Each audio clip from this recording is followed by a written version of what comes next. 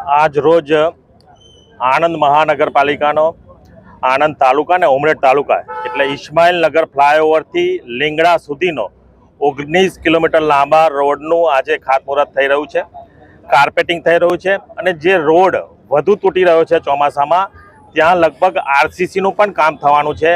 33 કરોડના માતબાર રકમથી ખૂબ મોટા રોડનું આજે કાર્પેટિંગનું ખાતમુહૂર્ત થયું છે।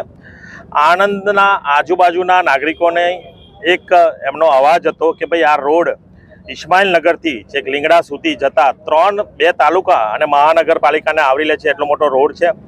આ રોડ ઘણી બધી વખત તૂટી ગયો છે તો એને કાર્પેટિંગ થવું જોઈએ। ભૂપેન્દ્રભાઈ પટેલ સાહેબની આપણા મુખ્યમંત્રી સાહેબની સરકારમાં આદરણીય ધારાસભ્ય યોગેશભાઈએ રજૂઆત કરી અને આટલો મોટો રોડ જે પાસ કરાયો છે। ગુજરાત સરકાર હર હંમેશ નાગરિકોને સાચવતી, નાગરિકો માટે કામ કરતી, ગુજરાતના સર્વ નાગરિકોને આવરી લઈને જે કામ કરતી સરકાર છે। આપણા ભૂપેન્દ્રભાઈ પટેલ સાહેબના નેતૃત્વ હેઠળ આ સરકારે ખૂબ મોટો રોડ આપણા આણંદ જિલ્લાને સર્વ નાગરિકોને આપ્યો છે। માટે ભૂપેન્દ્રભાઈ સરકાર આપણા આદરણીય મુખ્યમંત્રીજીનો પણ આપણે ખૂબ ખૂબ આભાર માનીએ છીએ।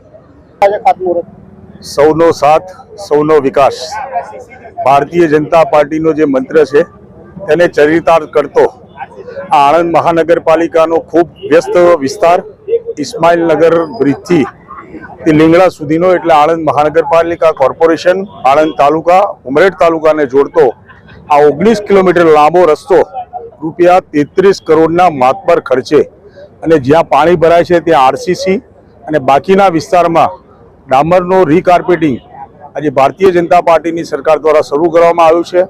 સમગ્ર પ્રજામાં એક આનંદ છવાયો છે।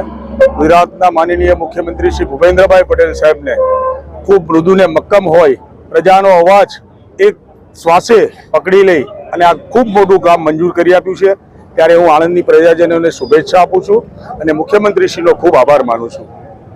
देश और दुनिया के खबर के लिए अपने मुसीबत के समाधान के लिए एक बार लाइक शेयर सब्सक्राइब और कमेंट आप जरूर करें।